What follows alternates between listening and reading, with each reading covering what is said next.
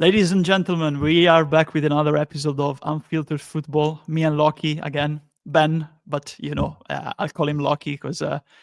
he's becoming in the last couple of years my mate. So I'm gonna use the nickname. Every Leeds fan basically knows him with that specific nickname, Loki. So, mate, how are you? How was the week? I know we lost against Burnley at the weekend, so Mm. to start this off, we're already in episode number 6, if I Mhm. remember correctly. It's going very well. So thank you for all the comments, the feedback. We are very pleased, I think. Very happy. There's also been some debate in the comments too about certain specific situations, some suggestions about certain topics that you want us to touch in the future. So very, very happy about the feedback we've received. I'm very happy personally, but I'm sure Loki thinks the same, that the name was very much appreciated by you, because the fact that we are really unfiltered, we really like to speak about many things about football and be very, very frank, honest, and transparent about it, from tactics to like last week, the mentality and some delicate aspects of the game, like psychology, some very different aspects in the sphere. So, Lucky, how was your week? I want to ask you too about the defeat. What was your take on the game, the defeat of Tough More? But first and foremost, how are you, mate? Most important Yeah, question. mate. Stressed, but in a good stress. Not a bad stress. It's a good stress. It's a stress that I need. To be fair, I like being active and busy and have a lot of things to do. So I'm doing a lot of coaching, a lot of scouting this week, and it's fun but stressful. So I'm a little bit low on energy, but I've got another 2 more days this week before the weekend. So yeah, I'm good, man. I'm all right. I'm enjoying it. I'm really Good. focusing on football now. This is why obviously people have noticed there's no videos on the channel. That is going to remain the same. Just don't have time focusing on the personal kind of journey, career, whatever you want to call it. So yeah, that's what I'm doing now. And yeah, the game. You know what, mate? I feel like, and I don't know how I'm doing this. Working in football, I've learned, or I'm learning, to get over defeats quicker. I am. Still annoyed, but I don't know. On the day I was annoyed, but the day after I was all right. I went and saw my mates, had a good time. That probably helped, to be fair. But yeah, I'm all right with it. I always now it's now I'm in it in a certain sense. Not obviously at that level, obviously, but now I'm in the coaching kind of conveyor belt. There Yeah. is always another game, or in my instance, there's always another session. There's always another something. That is true.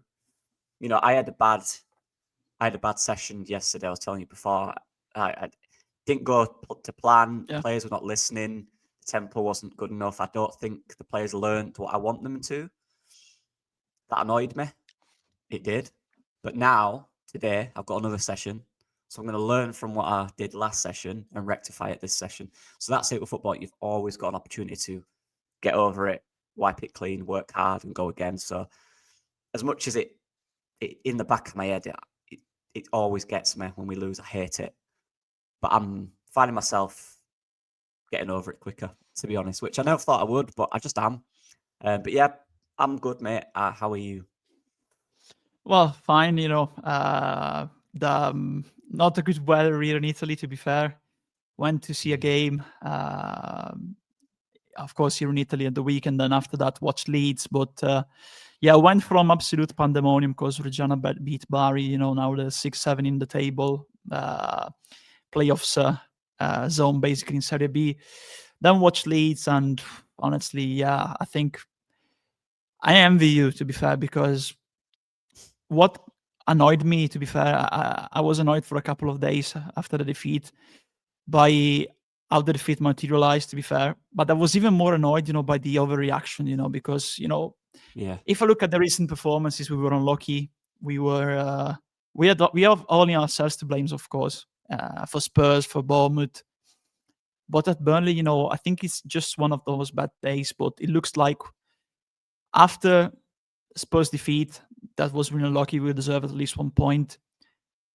It seemed like some were waiting for that defeat, to vent their frustrations. I think we're still in a good position, but certain criticism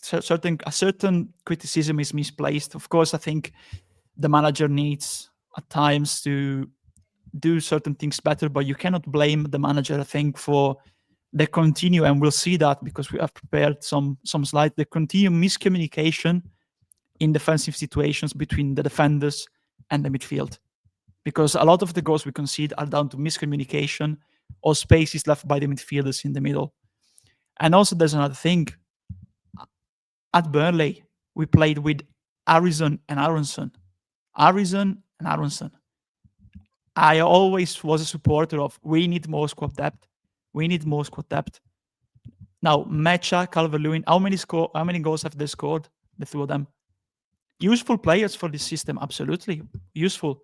Every player is useful for this system. Maybe Aronson is still, they're still trying to find his best position, the best way he can play on that right wing, But now we have to play with what we have at our disposal. Why? Because we have no alternatives. Even changing the system now, it doesn't work because Okafor is injured. Let's just say, for example, 3-5-2. Who plays behind Calvert-Lewin? Mecha. They are two number 9s. Similar ones with some key differences. But yeah, I was more annoyed, on the fact that I think people went to look for scapegoats. I think many people were to blame, to be fair. Players, the manager for, how we handle certain parts of the game. We still produce, we still create. Harrison missed absolutely a sitter. Aronson, 1v1 with the keeper, missed that one. A point would have been good enough, to be fair, at Toughmore, because every point matters away. But I was more annoyed, on how people honestly analyze that defeat. Because I think there were some mistakes that were highlighted, but not in a transparent, completely frank way. I think other things were not touched. And I'm really asking myself why. They are very, very visible on the pitch. The lack of alternatives, lack of squad depth, but people don't talk about it. Why? I keep asking myself why. So I envy you because you have a clear mind now after the game. But I was there like, why? Why people don't see that? Oh no, why people mate. don't see that? Don't get me wrong. Yeah, the reaction is the thing that annoyed me the most. Like in terms of the team, I was kind of like, work a great day at the office. Mistakes. We'll work hard on. They'll work hard on that. I believe in them. I believe they will because they've earned that from me. I'm seeing people say that we've not played well since Fulham. I think that's disingenuous. I think that's really unfair. Really unfair on these players and the manager. I think that's really unfair. We were really, really good against Bournemouth. Really good. Just lapse of concentration again, a bit of luck as well. We was really good in that game. Spurs, a lot of that game, we were good. I was happy with who we played. Some things weren't perfect, obviously. But we've been unlucky. There's no doubt about it. We've been unlucky in certain aspects. We've not played well since Fulham is so harsh. And absolutely. For me, mate, this is the only game where we've been off it. Absolutely. In my opinion. 100%. I think with Arsenal. Yeah. Yeah, Arsenal came too early for us. We weren't ready for that. That was a game where we weren't ready. They were good. We were not good enough. The mentality wasn't there yet. But circling that, I think this is the only game where we were at our level. I think it's so harsh to say we've not been good for, weeks and weeks. That's saying. I think that's so harsh. But for me, it's always there's better elsewhere than what we've got. It's always everyone everyone, by the way, including us, including everyone, really wanted a 4-3-3. Everyone said it. We need a 4-3-3. All right, so they clearly analysed the football game or watched the football games and said, right, we need to play 4-3-3. That will work. All right, yeah, it is working. Now, suddenly, because we've lost a game within that, we need to change formation. Is this a thing we need to do every time we lose? If we play a back three next game and lose, do we need to go back to a 4-2-3-1? Do we need to... Who can we play? Do Peroni needs to start now? This is not what managers do. Managers are not reactive like that. It shouldn't be. You believe in what you do. What we have done this year, if you take 2 freak goals away, let's be honest, against Fulham and one against Bournemouth, we're probably on 4 more points than we're on now. Absolutely. We're still looking good. This is a game where you can look at and go, yeah, you know what? That we're off it. We'll look at this. What went wrong here? This is not a reason to completely rip everything apart and change everything because of a loss. That's so reactionary, in my opinion. That's just my opinion. Absolutely. I think it's so, like I mentioned, I had a bad training session yesterday. I didn't like it. The tempo wasn't right. I've reflected on that. Am I going to change everything about the session? No. I think the idea of the session was good. The application of the session is what I need to improve. So that's what I'll do. And it's the same here. The way we play is good. The application of some of the players in moments was not good enough. That's what needs to be rectified in the analysis on the training. The system works. Now, look, I understand the argument. If our wingers don't do this or that, why don't we change it? Again, how long are we changing it for? Because when Okafor's back, which could be this week, you're suddenly going from a back three. Now you're going, right, we'll go 4-3-3 again. So what was the point in that game? I don't think a back three wins the game at the weekend. I don't think it changes anything. No, I don't think so. It's still the same players. It's exactly the same players for me. Yeah, look, you've got an extra centre back in there. That doesn't change the goals we conceded. You know, it doesn't change anything. And there's even more spaces, I think. Exactly. At the back. Look, Kyle Walker, when he crossed it in that box, we have about 7 or 8 players in the box. That's nothing to do with tactics. That's down to the players. Look at the other goal as well. You know, it's trying to find something to overanalyze, to overreact with. We don't need to overreact. What we need to do is get better. We need to improve. The standard the midfield set dropped. That's what they need to figure out. That's what we need to figure out. Why is their standard that they set dropped? That's the biggest thing. They were the best thing about us for the first few games, the midfield. They were excellent. They've dropped. That's something we need to look at. We don't need to change the shape, in my opinion. I don't see how that helps. I really don't. I don't see how that helps in the slightest. I think it's purely down to taking responsibility for the goals, what we conceded, which were not good enough. Taking responsibility for the clear chances we missed. Absolutely. Looking at that, how can we improve them too? And the intensity of the midfield, getting that back. And the system works fine, in my opinion. But anyway, I could go on for hours about this. I'll add this, Andrea, because I know you want to chat about this. We've got some pictures to show. You want me to zoom a bit, it's always fine. It's fine for me, mate. Yeah, I think it's fine. Right. Yeah. As you were talking about the goal from the cross from Kyle Walker, seeing that, look at the space between him and Harrison. First and foremost, this cross, you shouldn't be so distant from Kyle Walker, to be fair. You shouldn't be so distant from Kyle Walker, He's crossing that. Look at the many players, You have DCL, Struijk, Ampadu, Stack, Rodon, Bogle. And then you see the pairings, the marking that they are doing, Harrison is trying to he's covering basically the area around Walker because he's not trying to take Walker because Walker is crossing, but he has a lot of time and space to cross that. So looking inside the box, people say, Struijk again. It's easy. Explain why, Struijk. Explain why. Show why. Because it's easy to say, Struijk is to drop, pick Bijol. Like Bijol is our Luka Doncic for the Dallas Mavericks, when he played there, he's like our savior, Explain why. Because here what I see is Stack is getting Guguchuku. Ampadu is not marking anyone. Struijk is marking, I think it's either Fleming or Estev, one of the two. Rodon is looking, what do I have to mark? Because Struijk is in front of this player, so it's not a good mark in this one. It's not time marking, because he's in front of the player, and the player, if Walker gets the ball precisely into this space, Struijk can't get there, because he's not marking properly this player. So Rodon notices that, and is looking, who do I have to mark? Fleming or Estev? Who do I have to mark? Even Stack, same for Struijk, He's in front of the player, he's not marking tightly, Ugochukwu. What happens next? Yeah. Stack is static, basically. Ugochukwu gets up behind Stack, adds the ball into the back of the net.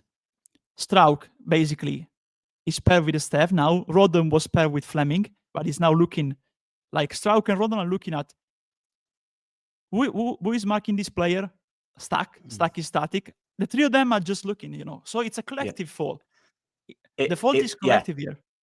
That's the responsibility that I spoke about before. Who's taking charge of that scene right there? Now, people, Andre, I'm sure rightfully would suggest maybe Bijol in there. He does challenge with him. He does win that header. But the fact of the matter is, we can't ignore what's going on. This is not a structural issue. This is an individual issue. We can just replace the problem, but the problem will still be there. And we'll see for the second goal as well. This is a constant thing that keeps happening. Who do you replace in this situation? Who's at the wrong? You could argue 3 players. You can't put 3 Bijols in there. Rodon, for me, if you go back to the previous slide a second, mate. Yeah. Go back to the previous slide. Rodon, for me, is the deepest defender. He can see everything in front of him. He can see who heads the ball in front of him. He can see the guy to his side. For me, he has command of that. That's him, in my opinion. The others, terrible marking. But when the ball goes over their head, he is the one in that area deepest who should deal with that, in my opinion. And to be fair to Rodon, this is where people go, well, Bijol wouldn't. How do we know?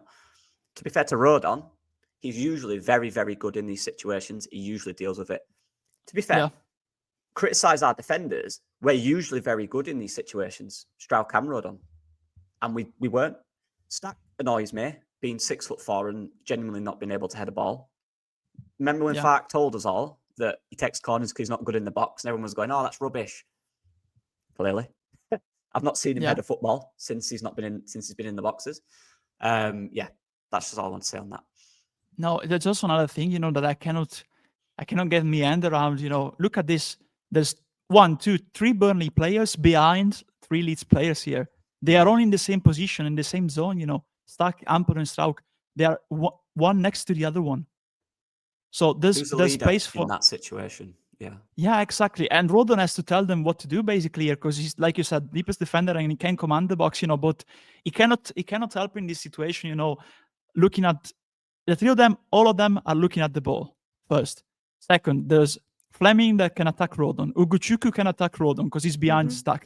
Esteve can attack Rodon because he's behind Struijk. There's 3 players, and like in the next slide, Ampadu is basically in the same position. Struijk has moved barely. Rodon has tried to salvage the situation, but if Ugochukwu doesn't get the ball, there's the 1v1 between Fleming and Rodon. Struijk is with Esteve. The ball is allowed through. So Struijk not following up. Rodon trying to salvage the situation. Ampadu staying here with no one near him. It's a collective fault, It's basically miscommunication between the defenders and the midfielders in this case, because the midfielders are dropping back into the box, but who's taking who in this case? And that's the first goal, You talk about the second too. Yeah, this is the problem as well. Anyone can sit there and go, right, bring Bijol in. That's not dealing with the problem.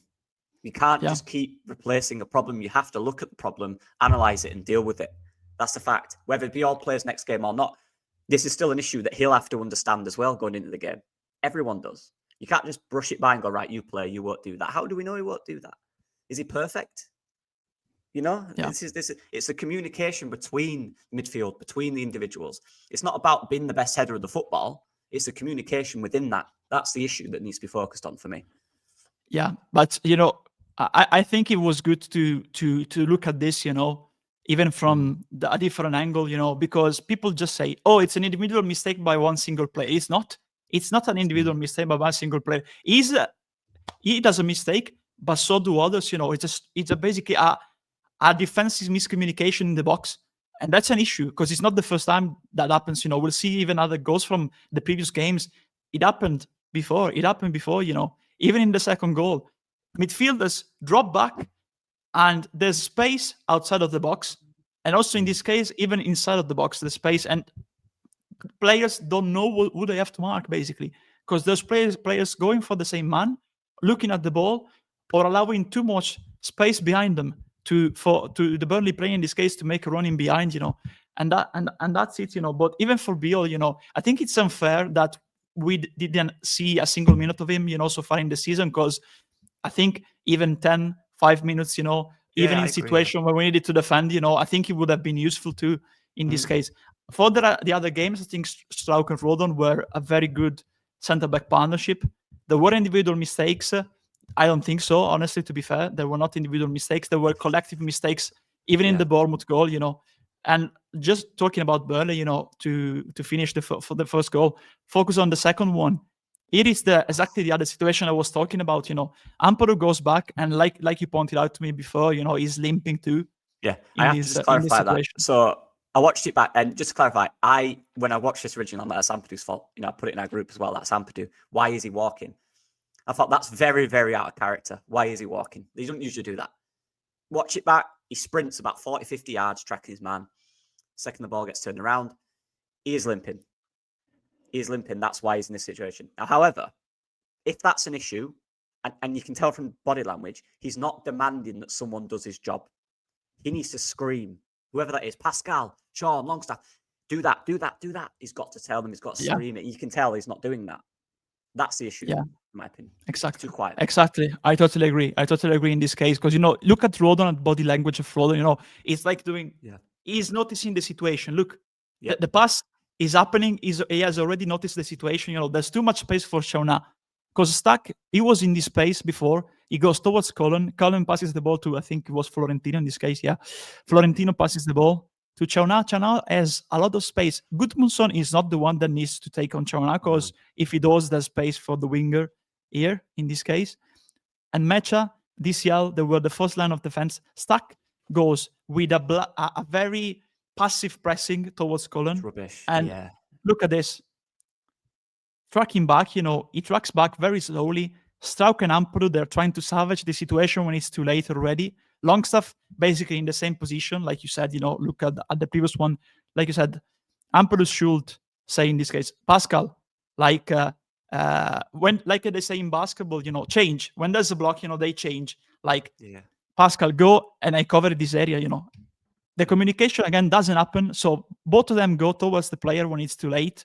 There was no switch basically here. Switch was the correct word, Switch. Yep. Longstaff and Stack. They are too passive here in this situation for me. Chauna has all this time in the world to shoot, basically. And it was too late. They tried to get towards him, but it was too late. The only one that does a good switch here is Bogle. You can see him here, but he sees that the two of them are going towards Chauna. He goes here like a center back, But again, if they switch even here, if Chanoa didn't shoot and decided to pass the ball to the number 8 of Burnley, again 2-1 in on the left hand side, So it was already too late, unfortunately. Because if he didn't shoot, there was also another option here. Because Longstaff is not closing the channel here. Longstaff, look. No, it's not correct. This is the thing, and this is what's happening. There's a lot of kind of how can we make this Struijk's fault? How can we make this player's fault? Yeah, exactly. Struijk give it away about 15 seconds before this, right? But again, what are we going to analyze? Are we going to analyze a player giving a pass away in a high area, which was intercepted well by Kyle Walker? I actually think it was the right idea from Struijk to go out to Gudmundsson. Walker read it really well, right? Kyle Walker, he knows that. Drove forward with it. Struijk then went out with Walker, which I think is the right idea. Delay, get him out wide, which allowed Ampadu and a few others to get back. If he'd stayed central, Walker's running in the box by himself. He made the right decision there, in my opinion. There was no cover from the fullback, who was very high. So Struijk went out and engaged Walker. Allowed Ampadu to get back and a few others, like we are now. We've got enough players back. That's not the issue. So we can analyse that, a player giving the ball away, which I just think, it's just, what's the point? That's football. That happens, right? Or we can analyse the structural issue here and the communication issue, which is the problem. For me, I originally thought Ampadu, but I'll give him a little bit of slack, given he was limping, and anyone that thinks watch it back, he's limping. Yeah. In that situation, Ampadu has to scream to Struijk, go, I don't know, whatever number that guy is. 11, go out, go to 11, whatever number he is, right? We can't see. Yeah. But look, you can see they can see the number on the back of the shirt. Scream it. Struijk, do that. Scream, go. Struijk will go out. And then he'll have one touch and he'll turn into him. Then we're in a better position. He clearly doesn't do that, because you can tell by his body language and everything else. Struijk, again, doesn't really know what to do. He's thinking, what do I do here? Where's Ampadu? Can I cover? Longstaff is an issue. I'll say that because people will go, what you on about? He's far away from him. Exactly. One thing he doesn't do, and look, I love Sean Longstaff I do. Absolutely. One thing Absolutely. he doesn't do in this situation, he doesn't scan once. Scanning is key. It's vital. In this situation, before he shoots, before he gets the ball, when they're passing it about between Cullen, Yeah. Longstaff goes out. He doesn't check where the midfielder is behind him once. If he checked in this area now, he'd have known he could advance and close him down. But he didn't check once. So he assumed that the guy was right next to him. He's not there. You could have gone out to him. Stack. The press was not good. The body position was wrong. The reaction was wrong. You could go to every individual within that midfield and say, you should have done this. The fact of the matter is, none of them did it. That's the issue. That's the problem. That's the indecisiveness. That's the communication. Again, we can go back 15 seconds and talk about how Struijk gave the ball away. Brilliant. How can we analyse that? Don't pass it there. Like, what can you do with that? Pass it somewhere else. Or we can look at the structural problem of three or four players who should have reacted better, in my opinion. Absolutely. Absolutely. It's not the first time either, because even if we look at the other previous games, here, the midfield loses the ball goes to Kudus, there's Longstaff, Bentancur, Stack. He is the Look how deepest, exposed Struijk is there again. What's he meant to do? Yeah. Look how exposed 1v1 he is, situation. 1v1. Yeah, exactly. Because we With no lose the ball in midfield. Kudus straight. Bentancur recovers the ball, passes the Kudus. Basically, it's a scrappy touch. Gets the ball to Kudus. Straight ball because he sees the 1v1. But again, look at our midfield. There's Simmons because they were playing with the number 10 basically. Because they can do that. They can play with the number 10 because they have more options for different formation than us. Simmons, Bentancur, Kudus. Palina is staying back. Stack was too high up the pitch, tracking back, trying to. But again, he's not. He's trying to grow into the number 8 position because he was always the 6. He was always the Ampadu at Hoffenheim. He was always their Ampadu, basically. Again, 1v1 situation. Again, second occasion again here, Tell was going with the 1v1, like in the first slide. Struijk tries to contain him. Of course, Tell is faster, more skillful. He can go on the left, he can go on the right. So it's really a disadvantage in this case for Struijk. He contains him, he sends him towards the corner flag. So the angle here between Darlow and Tell is very tight, It is very tight. There's only one place he can shoot, because Struijk and Longstaff now too, they are covering the far corner, He can only shoot towards Darlow. Unfortunately, it takes a deflection and gets past Darlow, But the original mistake, allowing the 1v1, was made in midfield, Because they were ready, 1, 2, 3, 4 players against 3 players. They were ready to take that advantage, their numerical advantage, and play the 1v1 with Tell, Because again here, they send him to the far corner, But if you went on the left, he had the option again, 1-1. Because if he gets on the left, takes the tempo out of Struijk, can pass the ball to Simmons or can pass the ball to Odegaard. Because Odegaard has the space to make the run, So good decision to send him on the far corner, towards the corner flag. They try to close the space for basically the part of the goal, to the right of Darlow. There's only the tight space to shoot in this space. He shoots, gets a deflection, gets past Darlow. Very unlucky.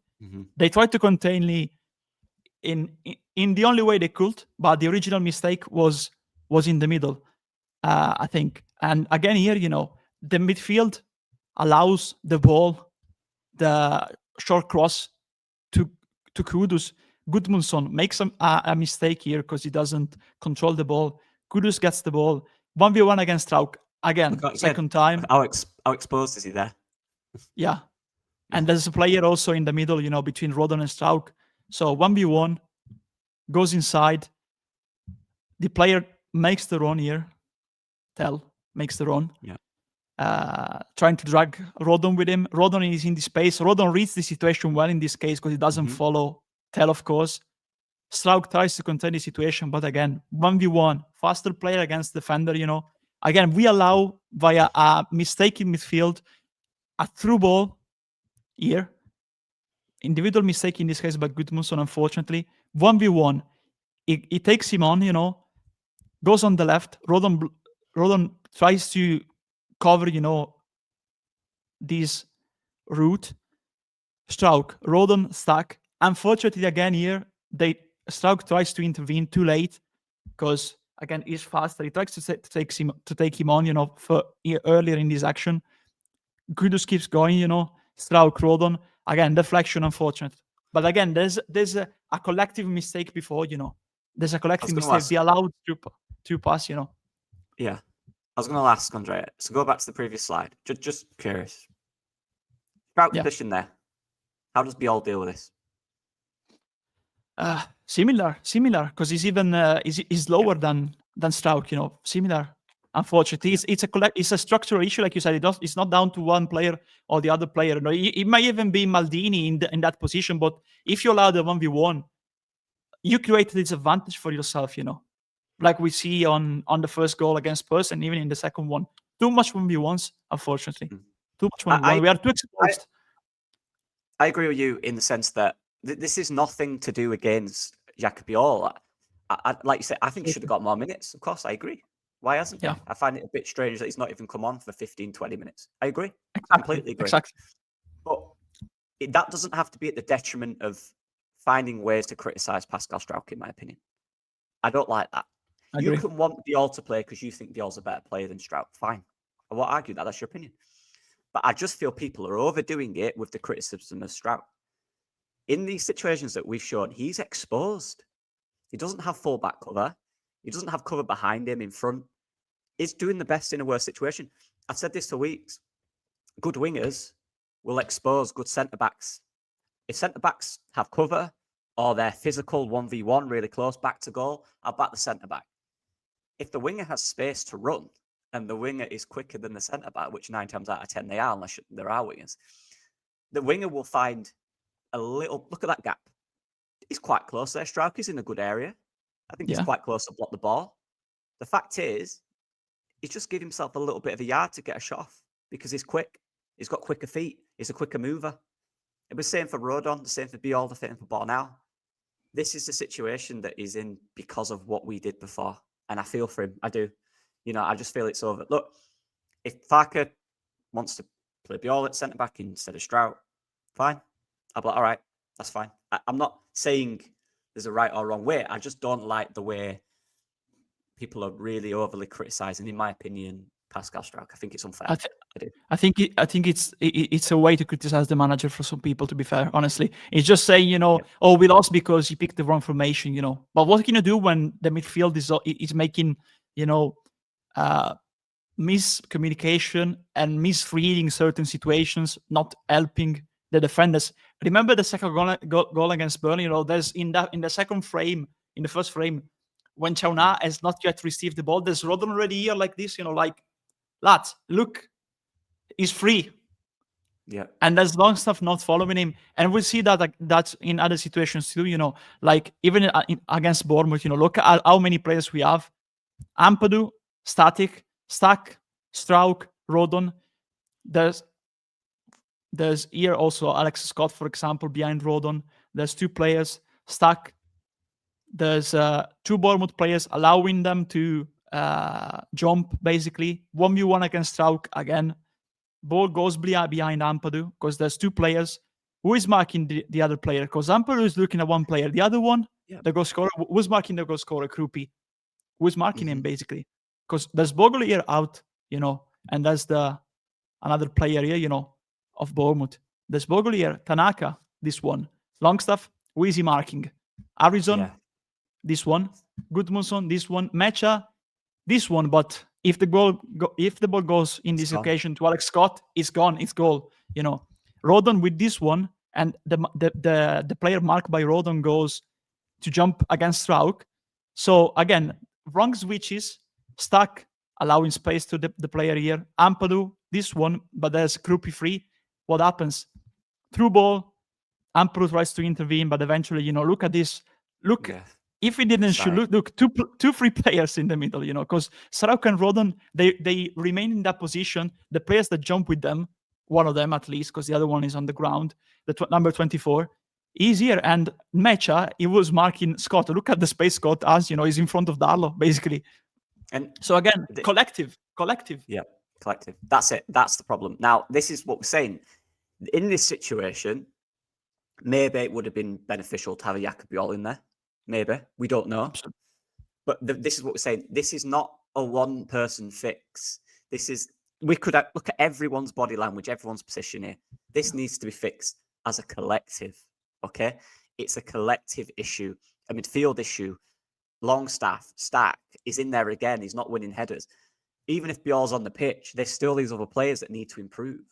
It's not a Struijk thing. It's a team thing. And if the first step of that is bringing Bijol in to really dominate and control and tell people where they're going, who their man is, fine. But that needs to be rectified. We can't just bring a player in and go, right, you're the man. You sort all that out. They need to take responsibility themselves. And do you find a pattern in this goal? We can take the Bournemouth goal, the second one, and the goals scored by Wolves against us. I think there's a pattern if you look at both goals, similar one, the first one, Bournemouth one, to the first one of Burnley. And this one, the space, the misreading, by the midfielders to the second goal of Chaunai against at Burnley, because here, through ball allowed, in this case, goes through Ampadu here, the ball, gets to Arudokar. Rodon has to follow him, basically. Struijk, this one. Longstaff, this one. Krejci, the goal scorer eventually. Stack, the player is ahead of Stack here, in this case. Gudmundsson marking this one. What happens next, He drags a centre-back, Rodon out. Arudokar drags Rodon out. What happens? Through ball, Longstaff. Krejci gets past him, outpaces him. Through ball, goal. Again, look at them. Like, how is he through? Because the line crumbled because Struijk, he was on the left or right. Arudokar moved in the final third, dragged Rodon,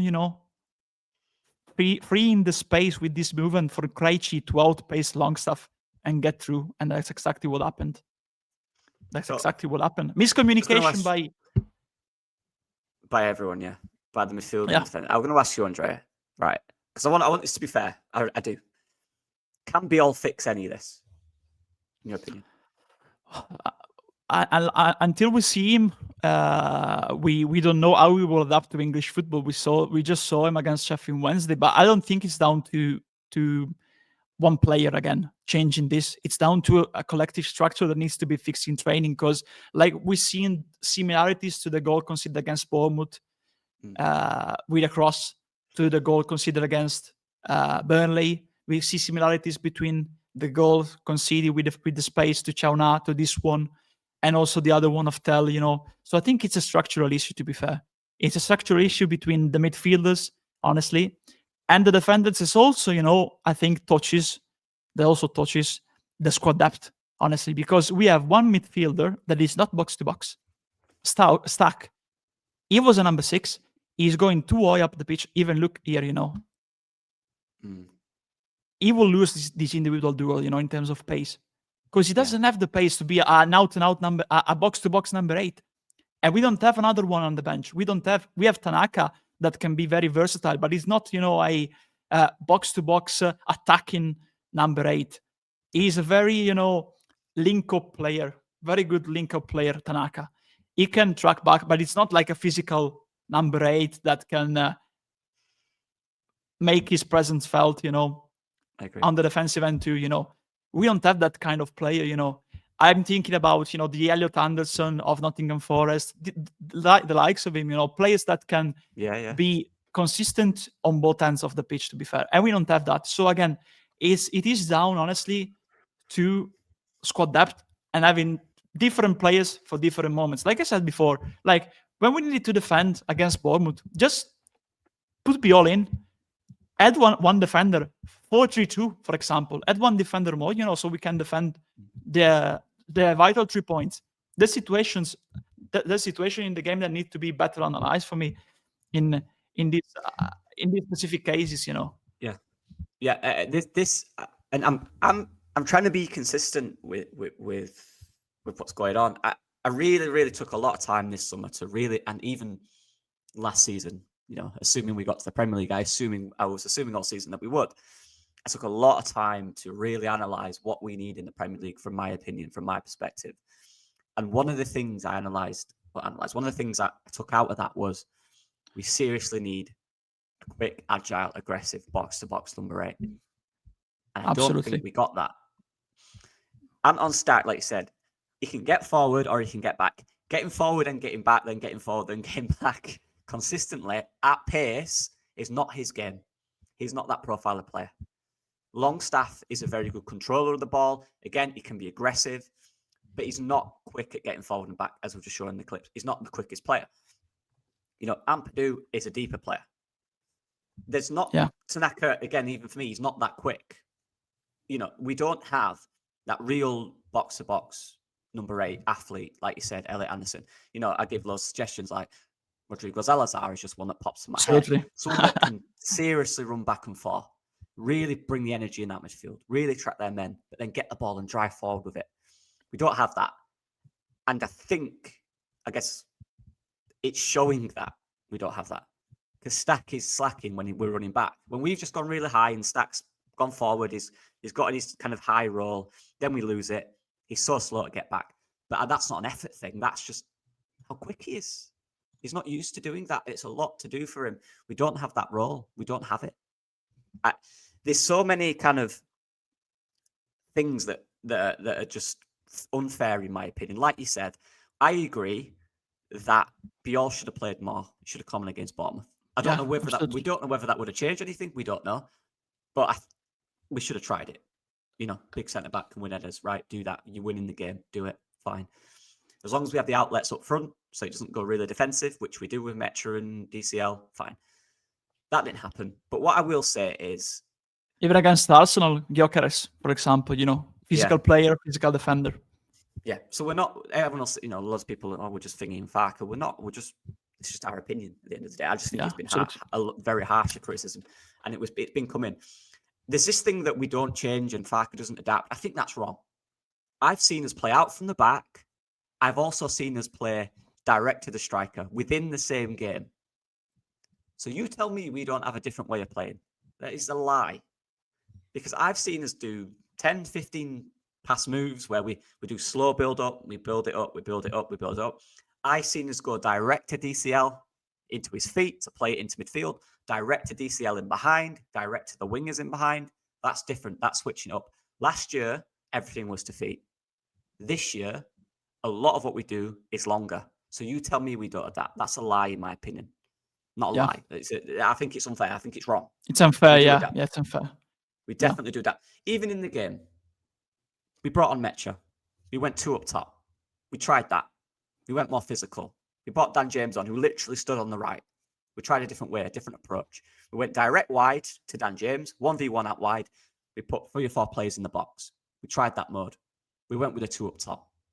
Crosses worked great. A few of them were all right. But what I will say, and people are not saying it, I watched the last 20 minutes back today when Dan James came on. He affected the game positively. The outcomes weren't perfect, but that sub allowed him to go 1v1 with Hartman. He beat him 3 or 4 times, and he put good crosses in the box. They won the headers. Gabby Goodman's on the other side. When we went with 2 up front, and we brought Perot in as well, so we had 3, which is apparently just throwing in all attackers. It worked. We had chances to score when we did that.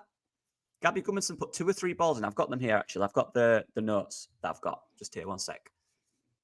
So it's the 86th minute when Perot came on. Perot had a chance where Goodmanson got to the byline. He cut it back to Perot, who was about 8 yards out, and he hit it wide. The pass wasn't perfect. It was slightly behind him. That's a chance. There was the Metra 4 yards out header. Came from a Gabby Goodmanson cross, where he headed it over from 4 yards. There was the Bogle, 2 yards out. Again, frustrated. That came from a flick on from DCL in the box to the back post. 2 yards out, should score. Those 3 examples are in the last 10 minutes. So the changes worked. People are acting like we can make changes and suddenly we become Barcelona, or PSG. We have what we have. Yeah. And we should underline too that we don't have many game changes on the bench. I don't think we have game changes, So it's even a credit to the team, honestly. and the manager if they manage to create something with the material at our disposal, because I don't think we have Premier League quality players, honestly, that can impact a game. Honestly, to be fair, there's all useful players for this system, but there's no real game changers that can make an effort. Even our two number nines, they just scored, very useful to the system, like I said before.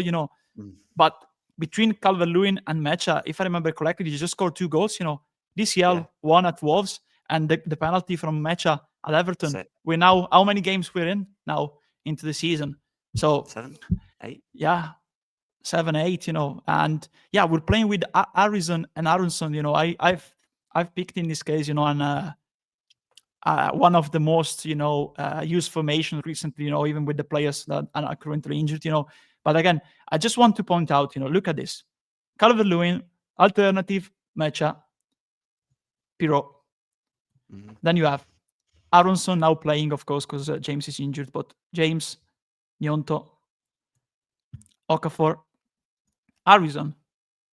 Then you have Stack, Tanaka, Ampadu, Grujev, Struijk, Rodon Bornau, Bijol, then Justin with Bogle, Perry with Darlow, and of course even Sam Byram, because this one was the one we used when we talked about, I think, one of the first episodes. So he was injured back then when we did it. 25 Byram, I think. Yeah. So this is our squad depth. Am I missing someone? You see someone missing out? I don't think so, honestly, to be fair. I think that's right. Harry Gray, probably, but I don't think you'll see much. Honestly, we'll see much of him this season so far because he still needs to develop. He's still very young. But it's not the solution. He shouldn't be the solution. Even Pirlo shouldn't be the solution in the Premier League, to be fair, honestly. Because look at this. Tanaka, Stack, Longstaff. There's 3 midfielders, What's the creator? We're missing the creator again. Harrison, James, Nyonto, Aronson. Many people say, but Aronson can play here too. Honestly, I don't think he's a central midfielder in a 4-3-3, to be fair. But I don't think the alternative, if you look at our forwards, apart from Okafor, that when he plays, practically in this area, when he gets into this area, he scored a couple of goals going near Calvert-Lewin, but I don't think our options, to be fair, are great, to be fair, because even the starters, okay, Okafor is a good option near Calvert-Lewin after the adjustment for Farke. But again, Aronson, previously in the Premier League, ups and downs. James, ups and downs. Yonto, ups and downs in the last 2 seasons, They're not proven in the League. And even Calvert-Lewin is not scoring goals. He's doing well in terms of moving all around. He's useful. Same as Mecha, But where are the goals? We had many chances. Aronson, Burley, Harrison, Mecha, like you said, but they are not scoring, That's the difference from the other teams right now. We are creating, but we don't have the people to finish those chances, And that's what I said, like before the last international break. We need to convert those chances into proper goals, because if we don't, that's down to the quality of the players. Yeah. Because the setup is good. It's the players that are not converting the chances. Yeah. It's the whole. It's the manager's got what he's got, so he has to deal with it. Again, I disagree with that. That's so harsh.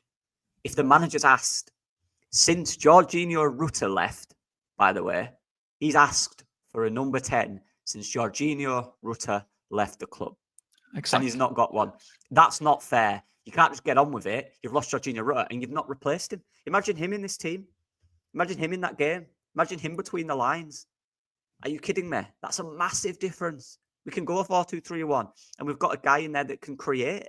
We have a single player that can create through individual brilliance. Maybe Okafor can when he gets up to scratch. And he has been doing it, to be fair. I like Okafor for that reason, because at least he runs.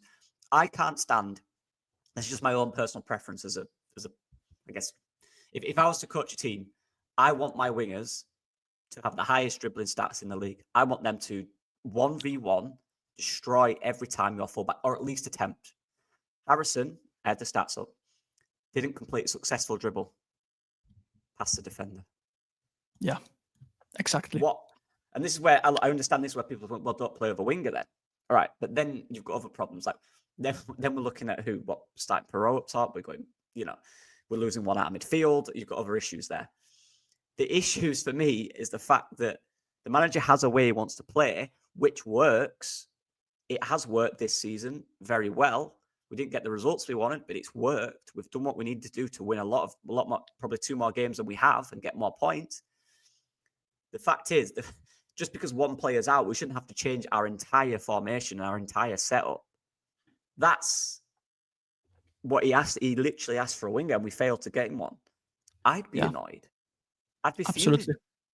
Absolutely. I need someone, and look, even Harry Wilson, I don't even think that's, in my opinion, the right profile. I think we need someone that can drive at a player and go 1v1 and have a shot.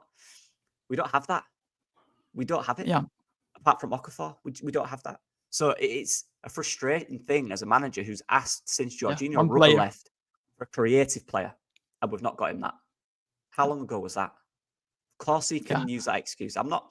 People think like Farke's at training going, right, we ain't got a winger or a creator, so we're just not gonna do it today, lads. Of course he's trying to find ways. That's why we're going more direct. We're going beyond the creative. We're going direct to the striker. He's adapting. I don't understand how people say he isn't. We're going beyond the midfield. We're going straight to the striker because we've got the physical player. So we're using that. So for me, it's a myth saying he's not adapting. He is. We're going long, and it works at times. You know, we're playing Okafor close to Calvert-Lewin. That worked at times. Yeah, he's got absolutely. what he's got, and people there's not always an answer. That's a fact. That's one thing I found out in football, mate. There's not always an answer. There's not always a solution. Until January, I think there won't be a solution, honestly, because Aronson is not a 1v1 player that can dribble. You know, look at the number of shots, look at the number of goals. Effectively, looking at the percentage and of chances that he had. Even same for Aronson, not a 1v1 player like James. Both of them thrive when they have space to run in front of them, basically, not when they need to take 1v1 their man on. You know, the only 1v1 player is Okafor here, out of the wingers. Nyonto too, but as he beat his man recently when he was available, I think Willie, and I'm really annoyed by it because Willie has the quality. He has the quality to take his man on, to beat his man. But recently, you know, even in the championship, a lot of ups and downs. You know, games where he was very fun to watch because he really took and gave a headache to his marker. You know, other games failed to beat his man. You know, it's really a player still evolving, but he's now 22. He's not 18. He's not 19. So you should start to see a finished product. You know, and a young adult now. He's not an under 21 player anymore. You know. Is on an under 21 player anymore. But genuine question, Lockie, because people say play 3-5-2, for example. Who would you play in the 3-5-2 in this occasion? You know, what 1 to 11? Yeah, absolutely. Right. So if I was doing it, and look, I want to say this, mate. We mentioned this 3 pods ago about doing 3-5-2. Exactly. I'm not saying we can't do it. We can't try it. I'm not saying that. I just think it's harsh to completely obliterate the manager for not doing it for one game, you know, when he's just lost his wingers. I think that's really harsh. I don't think that's fair. And, you know, there's other ways as well. The players need to take their own responsibility and all that. We've explained it. But anyway, for me, if you want to do it on the board as well, mate, I think we know the back three, obviously. Bijol in the middle, Rodon, Struijk either side. I mean, the defence is the same, right? Yeah. What I do agree with, from a defensive perspective, I think it looks pretty good. I'll say that. I like Bogle and Goodmanson as wing backs. I like the back three. That's pretty decent. Now, the midfield is the question. Who do you drop? Yeah. Because obviously, we're not playing with wingers. So where does Okafor play within that? Where does Aronson play? So I'm assuming Aronson would go out of the team, right? That'd be Aronson out. And you'd bring in, I'm trying to think, I don't know, a Mecha? Is that what people are wanting? I guess that's a Mecha. So that's the midfield three. I'd take Stack out personally and put in Tanaka in there. I would. Yeah, I think so. I agree with that. Right now, in this moment in the season, I think Tanaka, I do want to see Tanaka play more. I'm not saying that's the right thing. I'm not saying Farke should be sacked because of that. I'm just saying that's my opinion. So you want like Mecha behind Calvert-Lewin, basically? Yeah. So Mecha and Calvert-Lewin up front, like this. So it should look like this, you know. See, people, I've seen it on social media. People want Perot in there. I'm just I don't know where that's coming from personally. I think, I don't know what we've got that from.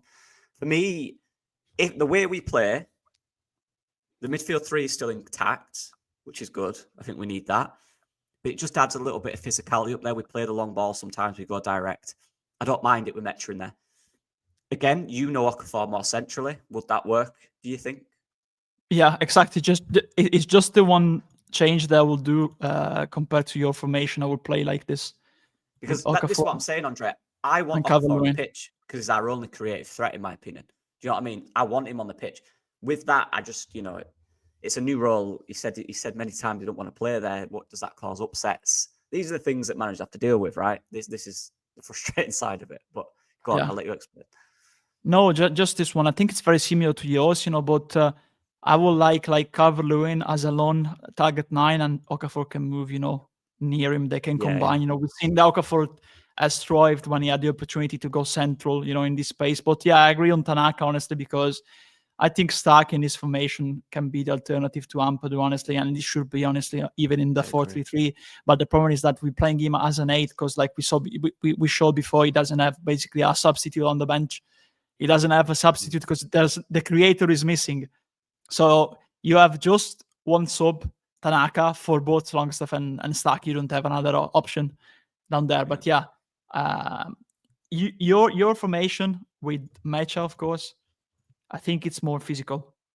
And you have the opportunity with the number 8 to have to alternate, the 8 into, making runs into the box, Mine probably, I think it's more conservative in a certain sense, but you have with Okafor, I think you have the opportunity to move him in the final third or around and use the wing backs basically more in this occasion with like Tanaka and Longstaff in the build-up, Of course, the line we'll leave it here, but of course that will be more higher, But you have the opportunity to combine with Okafor, in this occasion with those players 1, 2, 3, like the triangle offense in the NBA, 1, 2, 3 with Phil Jackson, something like this. My issue with the back three, or my kind of thing against the back three, I still think we have the same problems though. Look, Goodmanson gets high anyway in a back 4, so he'll naturally be higher in a back 3. If they win it back again, say the opposition win it back, Struijk is still exposed in a wide area because Goodmanson is high. That's the way we play. We have attacking fullbacks, back 4 or back 3. So Struijk is still exposed. That's the problem. So it's still down to the midfield to not allow that. It's still the same situation we need to solve. We still need that midfield to be aggressive. It's exactly the same solutions. We can change the formation. Yeah, we've got rid of the wingers, and Goodmanson and Bogle are probably better 1v1 than our wingers, which is not good, by the way. But there's still that problem in midfield, which both the goals, or at least one of the goals, and the goals of a week came from tracking midfield runners when it's against the ball. That's still there. So that still needs to be solved. This is what we're trying to say, right? We can change formation and criticise the manager for not doing it. But if the players did what they did against Burnley and against Spurs, where we let our runners go, no matter what formation you're playing, that's still the same. I might have a solution, to be fair, a different solution to the back 3, to be fair, but I'll show you why it doesn't work, to be fair. So it should be like this, like still 3 midfield, Okafor, Calvert-Lewin, because the wingers are not effective right now. You still have the opportunity to have the wing backs that are very good in attacking phase to get forward, Bogle and Gudmundsson. The problem is you should need a number 10. What do you play there? That's the problem, And we don't have a player capable, like, let's just say you play Harrison, but I don't think he solves the problem, You need a proper number 10 here, that can combine. Just crying for it, man. Send them to, and I don't think we have one. All right, do this now, right? Imagine that there with Rutter in there. Yeah, like Rutter, for example. Imagine that with Jorginho. Yeah. Yeah. Oh, anyway. Yeah, something like this. Yeah. Anyway, we can move to the next segment. We'll keep analyzing that. There's just one quick thing that I wanted to talk about, honestly, because I've read there's a podcast in Italy called Basement, because it's done in the basement basically by one radio presenter called Gianluca Gazzoli from Radio DJ. And I read a lot of opinions about, of course, it was the day against racism basically for Burnley against Leeds. So the players kneeled, of course, and DCL decided to, the Dominic Calvert-Lewin, of course, decided to stand up. And it got some comprehension. And I think I can comprehend him, honestly, because I think the gesture itself has become pointless. There's better ways, honestly, to fight racism. And on the other hand, it was criticized because people said, "Oh, he stood out," but like they're trying to make him look like he wasn't taking part in the protest and in solidarity with the fight against racism. And I honestly find it very, very odd because, of course, he's not. He is contributing in his own way. It's not. It's mental to think that he wasn't willing to show solidarity. To be fair, so I think there's different ways. And coincidentally, there was guest of the podcast Basement of Gazzoli, of course, Miriam Silla. Who is Miriam Silla? She is outside hitter, basically volleyball player, women volleyball player for Italy, Olympic champion and world champion this year too, because they won the gold medal at the recent World Cup, basically World Championship in volley, it is called.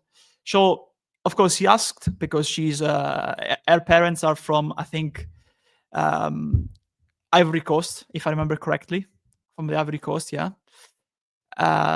So yeah, Gazzoli asked her about racism in sports, and she responded with this, and I think it is how every single athlete should respond. She said, "My fight against racism is being myself. There's no need to shout, yell, or do anything else, basically. Yes, I have a bit more melanin than others, but do you want to point it out? Then go ahead. What I can do personally as an athlete is being an example for young people, for those younger than me, through the way I am and the way I face and live my life.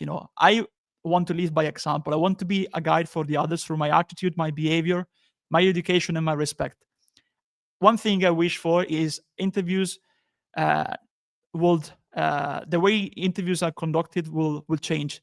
Like after an important victory, they ask me about racism, but if they ask another person about racism, I think that will change the perspective a bit, because what she's saying is the media is asking about racism only to like colored, different ethnicities, athletes with different ethnicities. Of course, she has origins from Ivory Coast. Like she's saying, let's ask about racism like to a Caucasian, to a different ethnicity, Let's talk about everyone, And I think that would change the perspective, because everyone else, instead, on the other hand, I think what she's saying is, don't associate me just with this fight, I'm more than that, I have a way of life that I'm just myself, I'm not the athlete that can face racism, because of the color of my skin, And I think that's brilliant, honestly. Like, let's talk about who we are as personal athletes.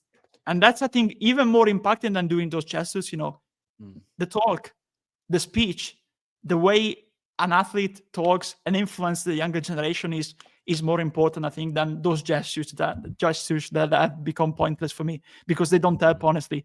People have booed that in other grounds. I think it wasn't down against like booing because they support racism. I don't think that's that. I think people booed because they're saying there's different ways to fight racism. This is just a symbolic gesture. It's not helping. I think there's other ways, it's by educating through sports, through conferences, through exposing, through taking front page all the athletes, regardless of their ethnicity, regardless of their faith, regardless of course, their age. It's by showing positive, good examples from every background, I think that's, but just talking about athletes, not about backgrounds, not about the color of their skin, just about athletes, because I think it's really impactful, like looking at volleyball in Italy, the younger girls, they have like their favorite players. They are both white and also like Miriam Silla and Paolo Egonu, they have origins from Ivory Coast and Nigerian, but they look at them just at volleyball players, just because of what they show or what they communicate as athletes. I think that's brilliant, honestly, and that's how it should be in every other sports, because I think football in this case is behind other sports. This thing is already different in other sports, and it has been already beaten, honestly, to be fair, in this case, how through education, through really showing and communicating the way athletes are, regardless of their background, to be fair. Yeah, I think the word gesture is right. It's a gesture. I don't think in the society, I don't think gestures hold anything anymore. It is about speaking, communication, education. Those are the main things. It's been going on along, taking a knee in solidarity. And I want to ask whoever's idea this was, what has this actually changed? That more education and more stuff like that, more learning can't. That's my thing on it. And I actually ask, Calvert-Lewin, why doesn't he feel he wants to do that? Ask him. Then he'll give you his story. He'll give you his experience. That's the part of it. We need to communicate with people. Don't criticize him. You don't know his story. You don't know. This is it. It's a tool to criticize. I don't like that. Why doesn't he want to do it? Ask him. There could be a really deeper and more impactful reason why he doesn't want to do it than everyone that's doing it because they've been told they have to do it because it's a gesture. Why doesn't he want to do it? That could make people go, "Oh, right, wow, fair enough. Yeah, that's the problem then. That's the issue." And I think it was Wilfred Zaha as well who didn't do it. True. And he said it doesn't do anything. I want my story about what I've experienced. Ask me about it. Tell me about it. I'll show my story. I'll tell my story. The gesture doesn't do anything. So it is obviously quite, I guess, controversial, but I don't think it is. I think it's everyone. What we're trying to do and what we're suggesting is, I want a better way. And I think that's through communication and speaking and learning more stories and putting them out there as opposed to a gesture, because the gesture will be forgotten when the gesture stops. That's a fact. But if Calvert-Lewin tells his story, that will be, impact a lot of people for a longer time than a gesture. So that's, stop criticizing him. Ask him why. I wonder why has he done that? I'm interested. I want to know why. I'm interested. I want to know his story now. What's the experience? Having a girlfriend who's from another country, and I've not been with her when it's happened, luckily, but having her come home and tell me she's been racially abused is horrible. I'll ask her, would a gesture change that? I'm sure she'd tell me no. Talking about it, getting it on social media, letting people know what happens, getting proof of it, that helps change it. Speaking about it helps change it. So, that's my thing on that. But yeah. Right, so the final bit, guys, we're going to have a little chat about ownership models. Get into what are ownership models, why are they a thing, the different types of ownership models. Something that me and Andre have been interested in a while, and it's just kind of been put off because of other topics, but it's one I'm actually very interested in. I've got a lot of notes for it. Now, this is what it, I think there's probably earlier ones, but I think the main and the most popular one is probably Red Bull. And how that started out, how that is. Obviously, there's a City group, there's Blueco, there's now ours with Rangers, which is an ownership group. I don't care what anyone says. Greta Steinson has took a role as the head of that ownership group within the recruitment side of it. So it's clear that it is an ownership group. So for me, and I did a lot of research, there's a lot of good podcasts that talk about this of people that have been part of these groups. And talking to a guy, I can't remember his name. I've just got my notes down here if I'm looking.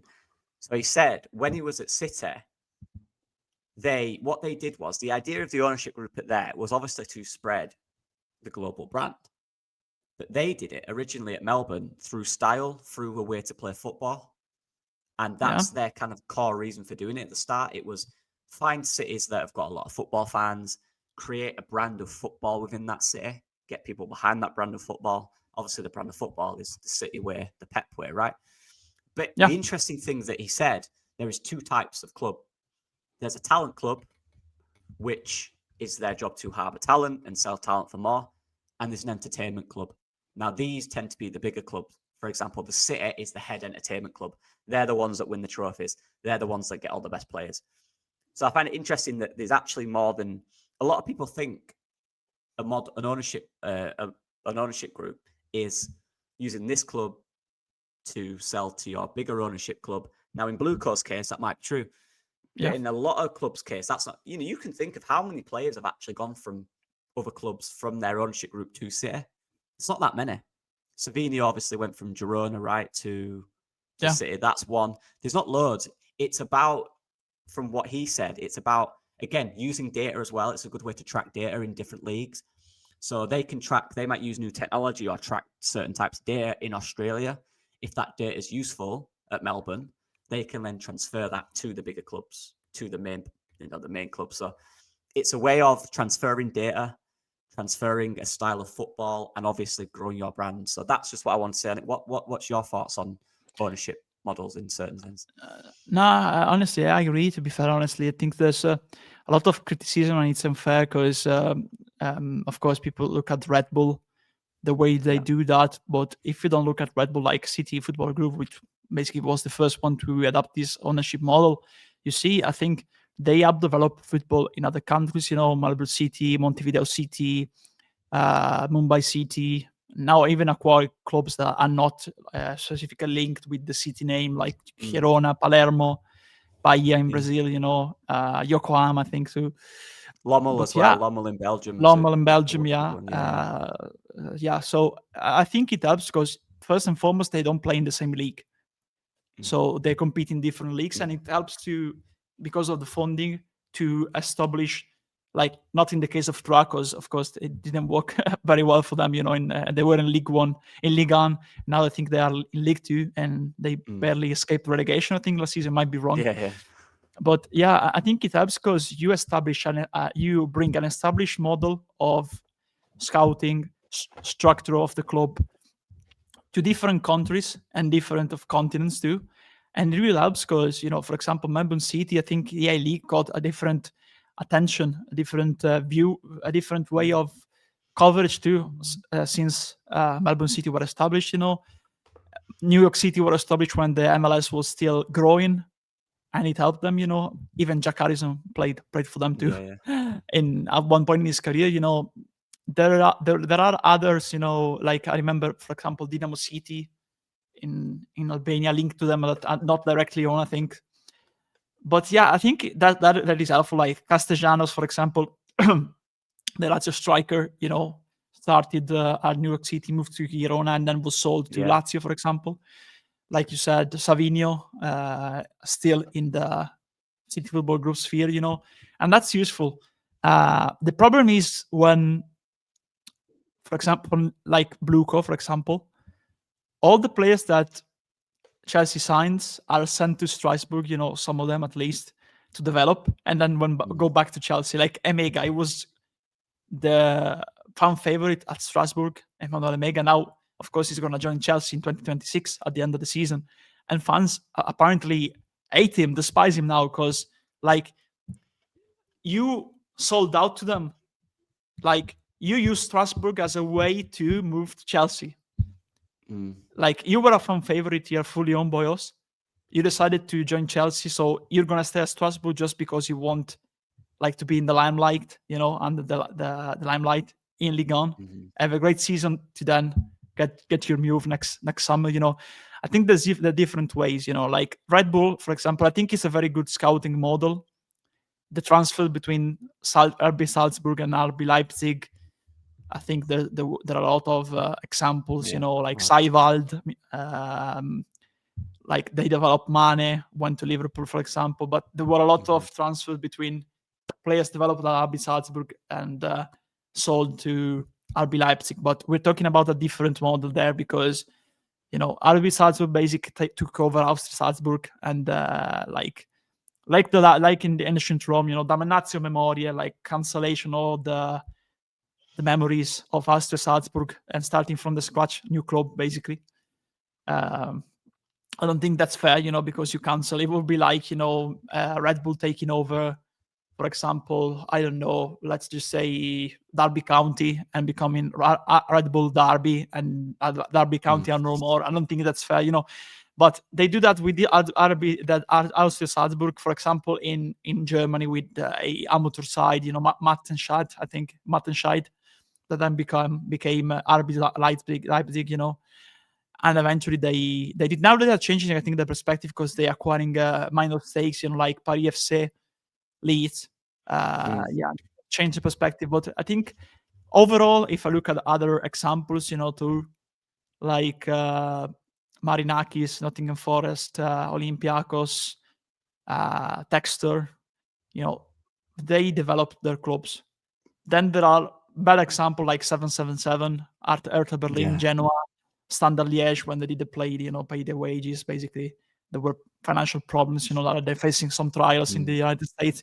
I think there's positive examples and negative examples, but I think overall I'm positive about it with the right rules of engagement, honestly, where you really preserve and protect and bring some developments to the club, the city and the league, but not taking everything, the foundation, the tradition out of the window. I think that you should respect where you go when you decide to invest. I agree. I think a way in which it can work, and this is going from what I heard on the podcast, was again the data side of it. So, for example, if you use a team as using new technology or using a new kind of metric or a new way of recruitment, if that shows within 2 or 3 years that works, then you can use that data to transfer to the bigger club, which is what Man City have done. Now their recruitment always seems to be spot on. All right, obviously they've got the most money, obviously, but there's a lot of rubbish you can spend with a lot of money. A lot of clubs do that. Give loads of Manchester United examples where they spent a lot of money, but the player didn't work. Man City, they spend a lot of money, but the players tend to work. That's down to the model. It works really well. So I think from that perspective, it's really good. For me, from a talent development perspective as well, it can be really good.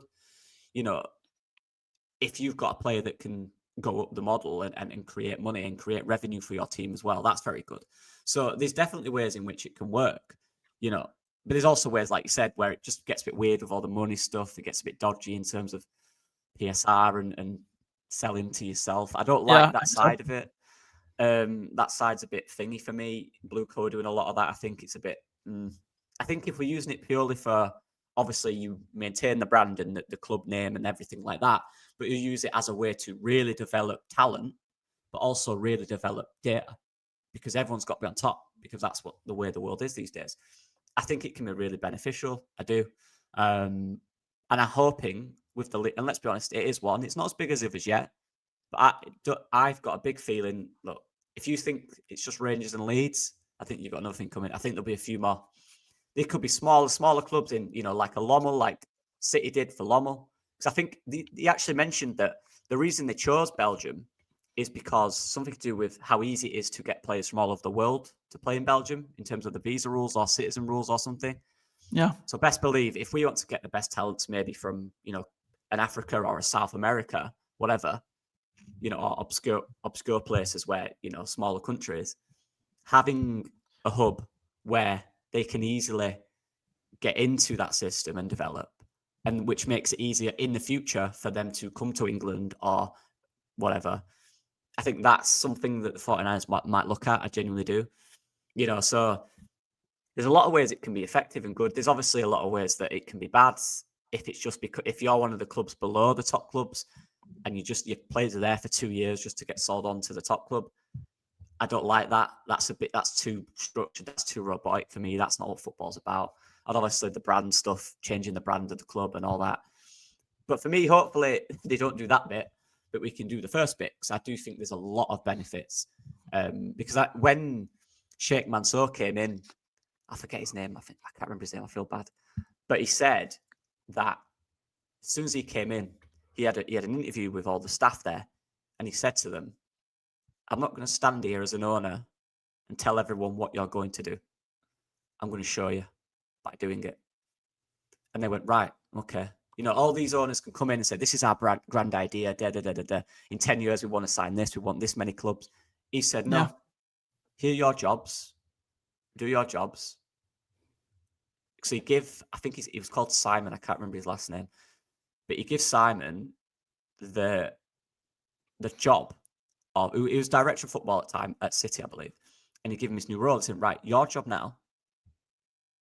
is to find other clubs that can help us build as a brand. I went, okay, other clubs, that's interesting. What does that mean? And then he said, look, other clubs, where can we harbour talent? Where can we grow as a brand? Where can we develop players? I need you to find all these different clubs. That was the job. So I've got a feeling Greta Steinson might be in a similar role to that, where Yeah, a absolutely. slower process, it'll Absolutely. be finding other clubs in other countries that can help build this group, because it will be a group. 49ers, whatever it be called, it will be. I'm convinced it will be. Everyone's doing it. So yeah, that's my thing on it. I find it interesting though.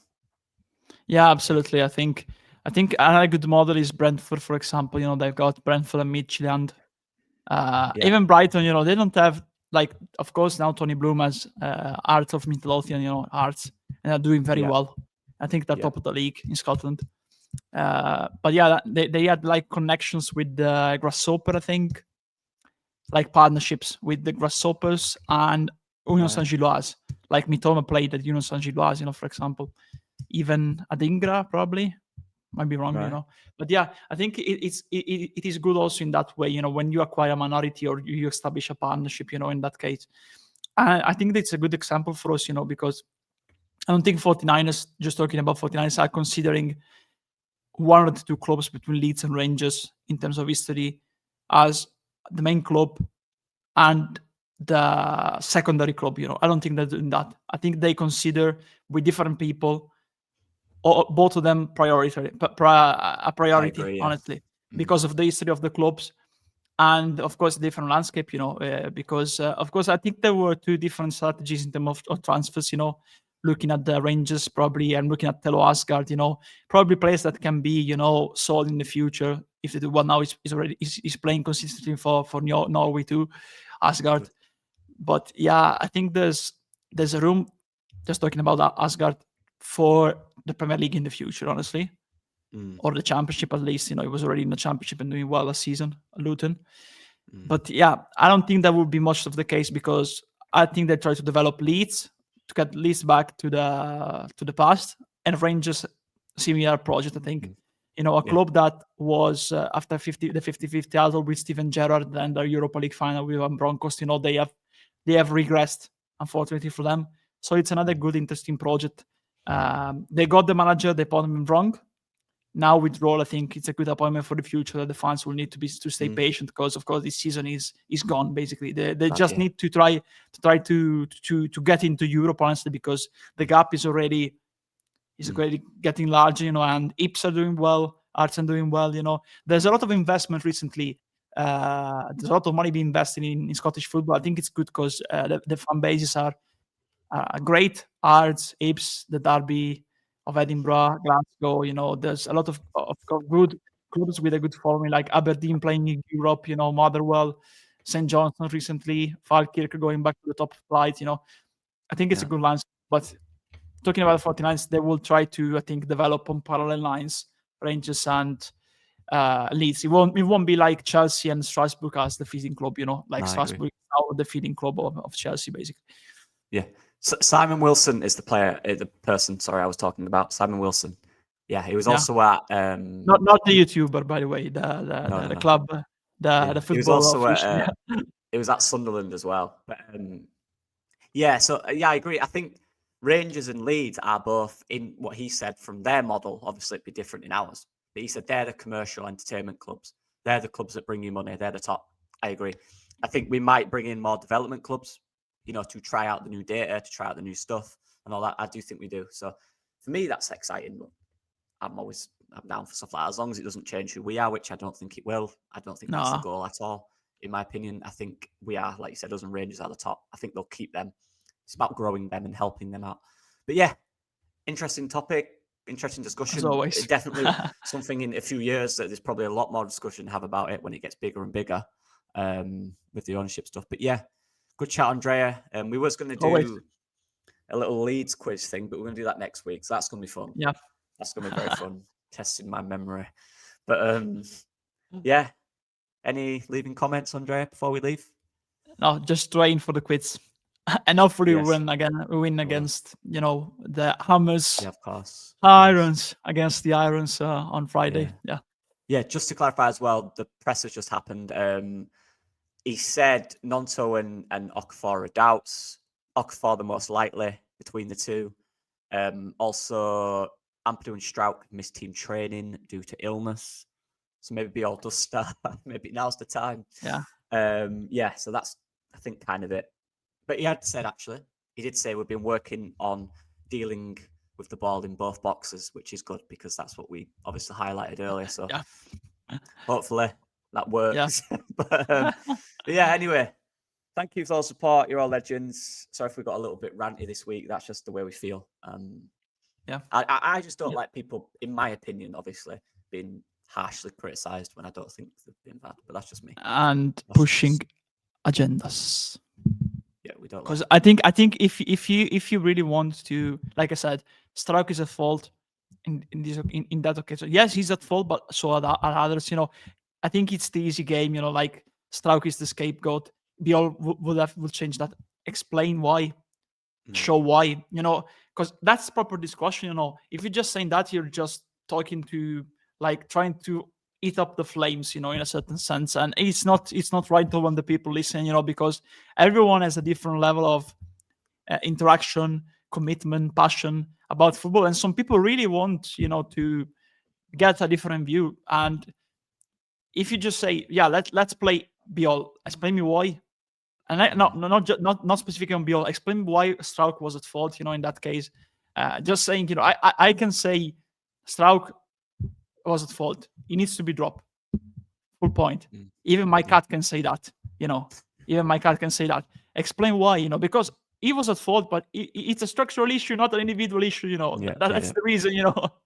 That is the reason. Collective also, one. Andrea, we bought him 15 million, so it means he has to play. Which also means that very soon James Justin will be playing over Bogle because we spent 10 to 50 million on him. So expect to see James Justin very soon, people, based on that. But yeah, anyway, I'm joking, obviously. But yeah, see everyone in a bit. Thank you for all the support. You're all legends. And see you guys. Bye-bye.